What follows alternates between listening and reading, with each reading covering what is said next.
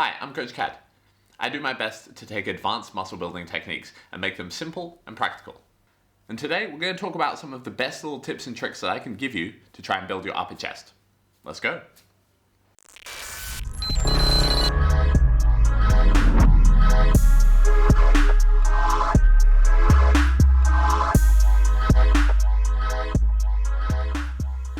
So it's actually impossible to not use your upper chest when you're doing a chest exercise, right? Even a flat dumbbell press or a push-up is going to use a lot of your upper chest. However, if we want to be a little bit smarter about it, we can change the position that your body's in to make sure that we're prioritizing or targeting those upper chest fibers a little bit more. Now, a really common mistake you'll see is people accidentally prioritizing their front delt and shoulder over the actual upper chest fibers. You hear this a lot, that a 45-degree incline press is going to be a really good way to target your upper chest. And I actually don't think this is the case for most people. When you actually look at people doing a 45-degree press, you'll often see them actually in a position to load their front delt. It's more of a shoulder and tricep exercise than it is necessarily a chest exercise. Now, you will use some chest, obviously, but it's probably not the best exercise. You can see here in this clip where I'm even doing an incline press at a 40-degree angle. I'm still in a position where I'm probably going to be loading some upper chest, but a lot of my front delt.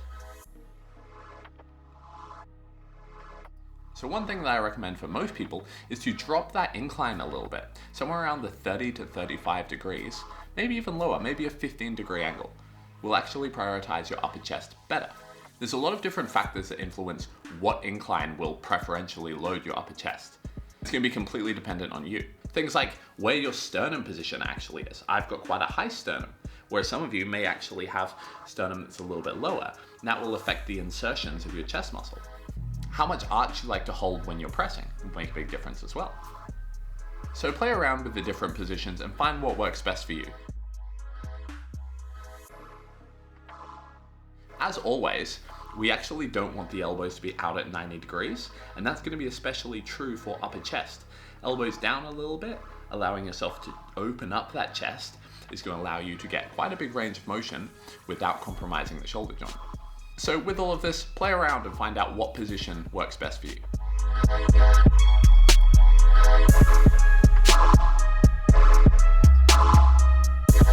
This is obviously going to work really well for dumbbells, but if you want to do a barbell, that's fine. You may just have to set up inside of a rack rather than trying to do it on the preset flat or incline bench.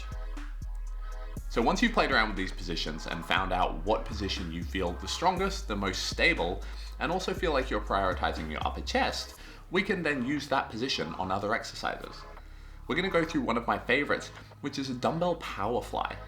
The reason I want to go through this is because I find a lot of people do dumbbell flies really badly.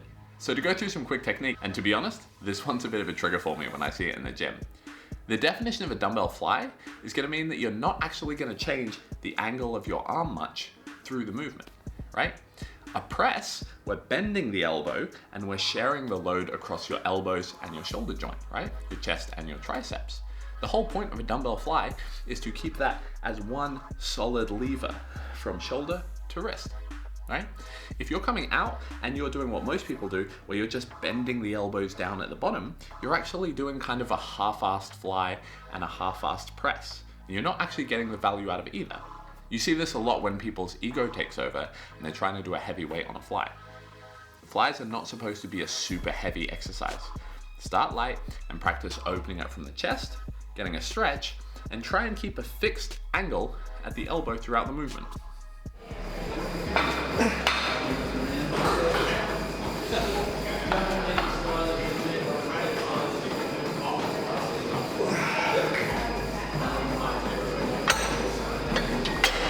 Now, once you've nailed that, we can experiment with breaking those rules a little bit. Here we're going to go into a power fly, which is actually exactly what I just described not to do. What you're going to do is you're going to start the movement like a fly with elbows out in front. Once you come down to this point of starting to really load the chest, you're going to let the elbows bend a little bit through the bottom range of the movement. Now, this is designed to let you move a heavier weight than you would be able to on a normal fly. You're shortening the lever, aka bringing the dumbbell in closer to you at the bottom, Now, you don't want to bend the elbows fully. At the bottom position, your elbows will have about a 90-degree bend, meaning we're still not turning it into a press movement. We're still keeping some of that stretch through the chest and a lot of those good qualities of a fly.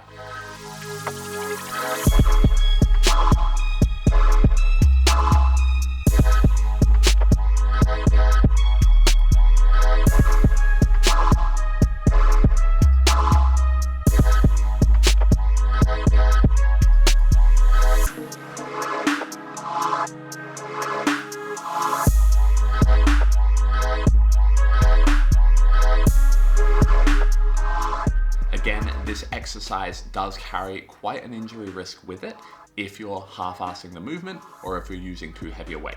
As always, start light, get confident, and then build up from there. It's quite a complex exercise, but it does carry a lot of the benefits of a fly and a lot of the benefits of a chest press.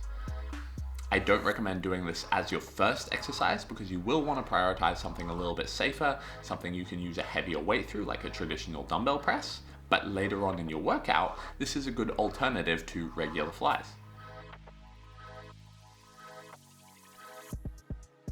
Notice that I'm doing this on a slight incline that works well for me personally to overload and target my upper chest.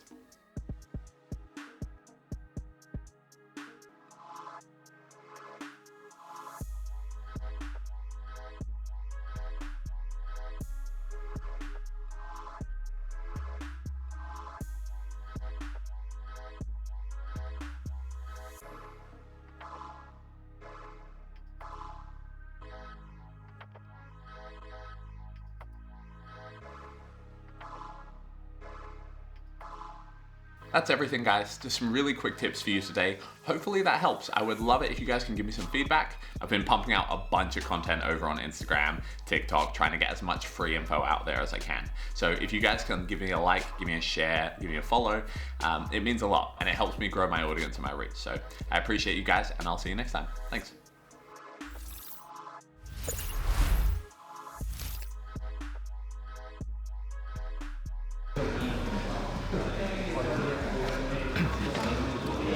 So give those a crack. That wasn't it. So give those a try. Let me know how you go. If you got some value from this, hit like and subscribe, and let me know in the comments what kind of exercises or what info you'd like to see. Thanks, guys.